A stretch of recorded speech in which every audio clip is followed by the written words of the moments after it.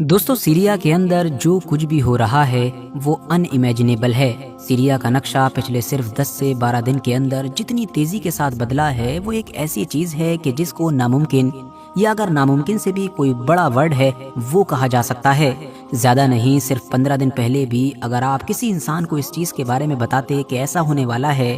तो वो यकीन करना तो दूर बल्कि आपके ऊपर हंसने लगता। मगर ये सब कुछ न सिर्फ हो रहा है बल्कि पूरी दुनिया अपनी आंखों से ये इतिहास बनता हुआ भी देख रही है। लेकिन साथियों, टर्की, अमेरिका, इजराइल और सऊदी अरब की मदद से ये जो सीरिया के अंदर असद गवर्नमेंट, हिजबुल्ला, ईरान और रशिया के खिलाफ एक ऑपरेशन शुरू किया गया है, तो जब से ही ये ऑपरेशन शुरू हुआ है तब से इन तमाम चीजों के बीच में जो नाम सबसे ज्यादा चर्चाओं में है वो है HTS का। हर तरफ HTS की चर्चाएं हैं, और हो भी क्यों ना, क्योंकि यही तो वो फौज है कि जो इस पूरे ऑपरेशन को असद गवर्नमेंट के खिलाफ लीड कर रही है।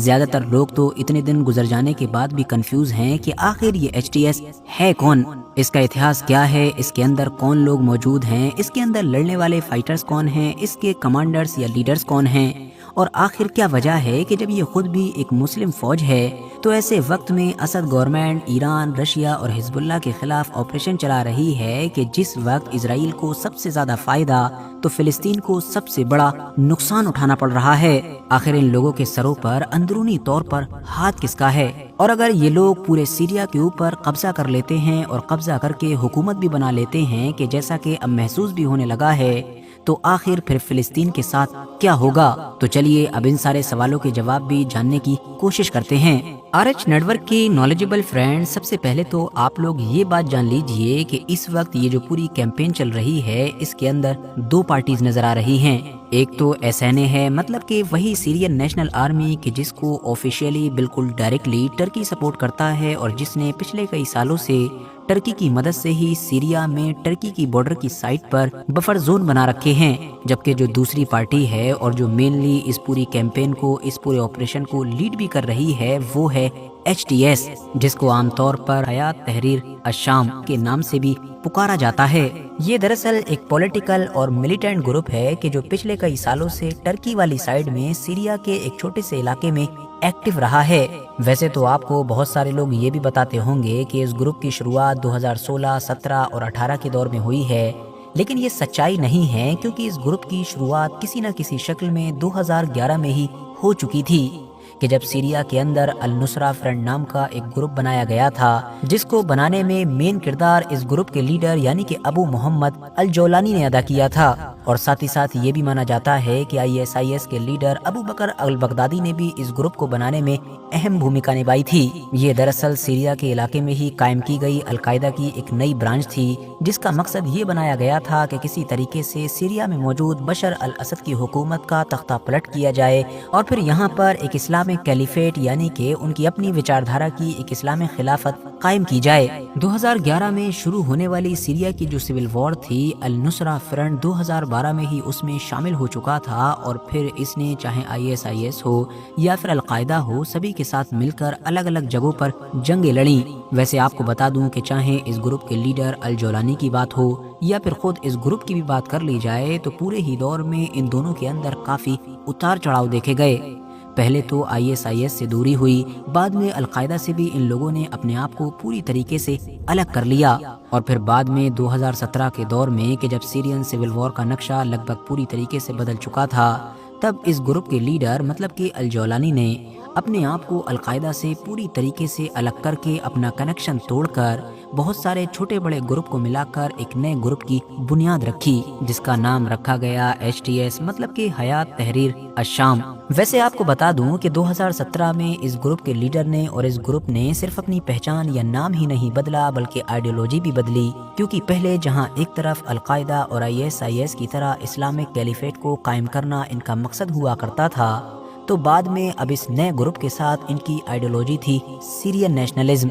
मतलब कि सिर्फ और सिर्फ बशर अल असद की हुकूमत को किसी तरीके से उखाड़ फेंकना और वहां पर एक नई हुकूमत का गठन करना। इसीलिए बहुत सारे एक्सपर्ट्स ये भी मानते हैं कि इस ग्रुप ने ये काम इसलिए किया था क्योंकि 2017 आते आते इस ग्रुप को ये महसूस हो चुका था कि वो सीरिया में काफी अलग थलग और कमजोर पड़ चुका है, तो इसीलिए उसने अपना ये नाम, अपनी ये पहचान बदल ली ताकि बाहर की ताकतों से ज्यादा मदद मिल सके। और वो इंटरनेशनल कम्युनिटी में कुछ मकबूलियत हासिल कर सके। जबकि कुछ एक्सपर्ट्स ये भी मानते हैं कि शायद ये आइडिया इस ग्रुप के दिमाग में खुद से ना आया हो, बल्कि दुनिया की जो कुछ बड़ी बड़ी ताकतें हैं कि जो इस ग्रुप का इस्तेमाल करना चाहती थी, इसको सपोर्ट करना चाहती थी, मगर क्योंकि इसके ऊपर तो पहले से ही बहुत बड़े बड़े दाग लगे हुए थे, ये तो आतंकवादी ग्रुप था, तो इसीलिए उन्होंने ही जानबूझकर इसका नाम बदलवाया होगा, इसकी रीब्रांडिंग की, ताकि उनको सपोर्ट करने में कोई प्रॉब्लम ना हो सके। 2017 के बाद से ही इस ग्रुप ने सीरिया के एक खास इलाके में अपने पैर जमाने शुरू कर दिए थे, और वो इलाका था टर्की वाली साइड में जो इदलिब शहर है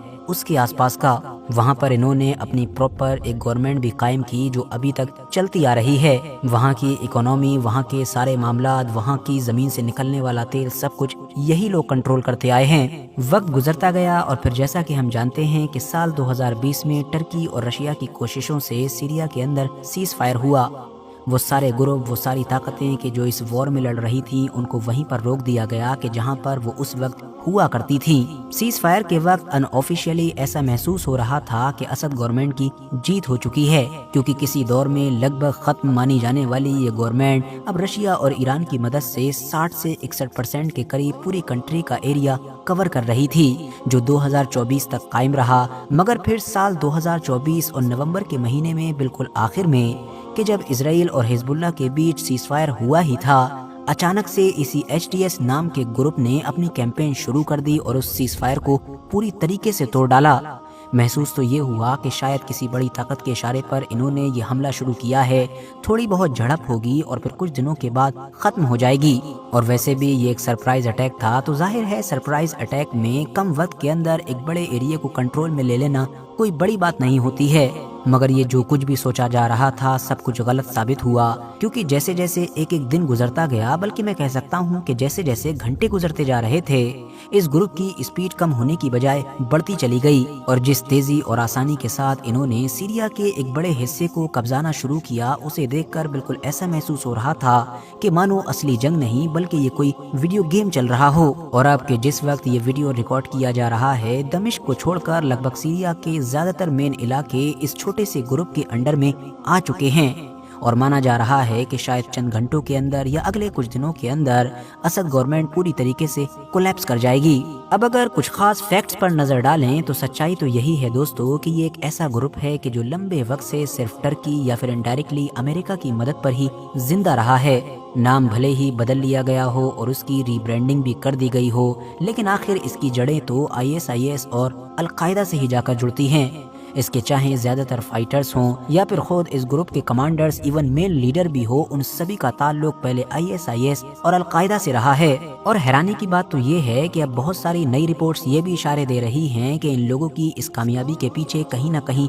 यूक्रेन का भी हाथ है। मतलब इन लोगों को यूक्रेन की बड़ी मदद मिली है, यूक्रेन के बड़े बड़े कमांडर्स ने इनको ट्रेनिंग दी है और मुमकिन है कि इनको यूक्रेन में ले जाकर ही ट्रेनिंग दी गई हो। अब जहाँ तक सवाल है फिलिस्तीन का, कि आखिर फिलिस्तीन का क्या होगा, तो दोस्तों जैसा कि आप लोग खुद भी पिछले कुछ दिनों के अंदर बआसानी अलग अलग खबरों को देखकर या अलग अलग तरह की रिपोर्ट्स पढ़कर ये जान ही चुके होंगे कि वैसे तो सीरिया की जो बशर अल असद की गवर्नमेंट है वो भी बेगुनाह नहीं है। इस गवर्नमेंट का जुल्म व सितम और इस गवर्नमेंट की तरफ से किए गए वॉर क्राइम्स जग जाहिर हैं। मगर फिर भी अगर फिलिस्तीन में होने वाली मौजूदा जंग के पर्सपेक्टिव से देखा जाए तो हो न हो असद गवर्नमेंट ही वो ताकत थी कि जो ईरान का हमास और मेनली हिजबुल्लाह के साथ कोऑर्डिनेशन करा रही थी। मतलब ईरान का इजराइल के खिलाफ जो पूरा एक एक्सिस ऑफ रेजिस्टेंस है, उसका जो गढ़ है, या कह सकते हैं कि जो उसकी सप्लाई लाइन है, वो दरअसल इसी सीरिया से होकर गुजरती है। हालांकि हम लोग ये भी नहीं कह सकते हैं कि अगर सीरिया से बशर अल असद की गवर्नमेंट चली जाएगी तो ईरान और उसका जो प्रॉक्सी है मतलब कि हिजबुल्लाह,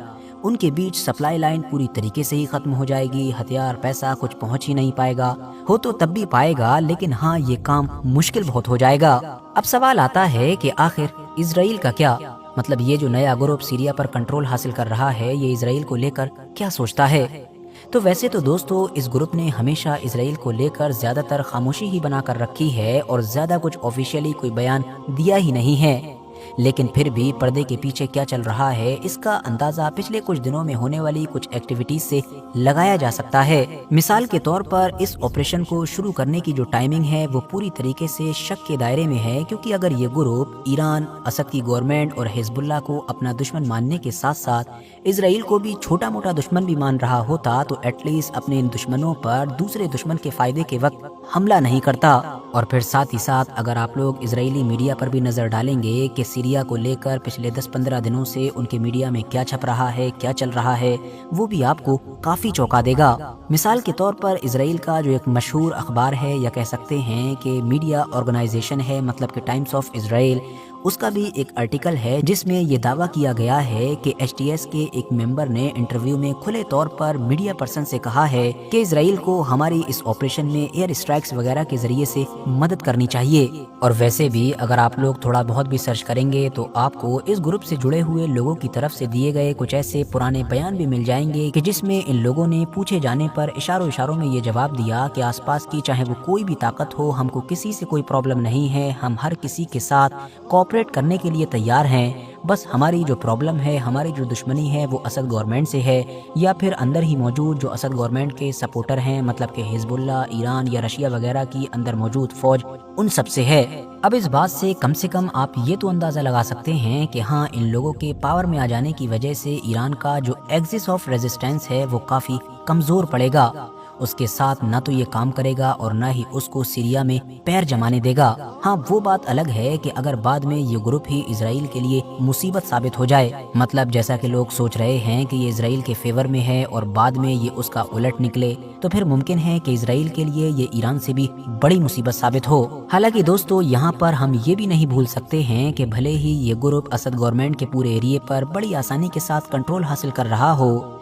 लेकिन इतनी आसानी के साथ ये शायद बाद में हुकूमत नहीं बना पाएगा। उसकी वजह ये है कि ये जो आपको एचटीएस बताया जा रहा है, ये दरअसल कोई तालिबान की तरह इकलौता ऑर्गेनाइज ग्रुप नहीं है, बल्कि ये तो बहुत सारे छोटे बड़े ग्रुप से मिलाकर एक बड़ा ग्रुप बनाया गया है। मतलब एचटीएस के अंदर भी इतनी छोटी बड़ी ताकतें हैं, इतने छोटे बड़े मिलिट्री ग्रुप हैं कि जिनके आप लोग नाम भी याद नहीं रख सकते हैं। तो इसीलिए बदकिस्मती के साथ कहना पड़ रहा है, लेकिन ये सच्चाई है कि ज्यादा पॉसिबिलिटीज यही हैं कि कंट्रोल हासिल कर लेने के बाद फिर इस ग्रुप के अंदर ही जो बहुत सारे अलग अलग ग्रुप्स हैं उनमें पावर हासिल करने के लिए लड़ाई शुरू हो जाएगी और सीरिया की किस्मत में शायद फिर से सुकून नहीं आ पाएगा। बाकी दोस्तों, सीरिया में क्या कुछ होगा, इससे इजराइल और फिलिस्तीन पर क्या असर पड़ेगा, ईरान और हिजबुल्लाह पर क्या असर पड़ेगा, ये तो आने वाला वक्त ही बताएगा।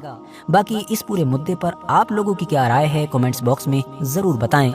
वीडियो अगर इन्फॉर्मेटिव लगी हो तो लाइक करने के साथ साथ दोस्तों के साथ शेयर कर सकते हैं, और ऐसे ही नॉलेजेबल और हिस्टोरिकल वीडियोस हमेशा देखने के लिए हमारे इस चैनल को सब्सक्राइब करने के साथ साथ बेल आइकन को प्रेस कर सकते हैं।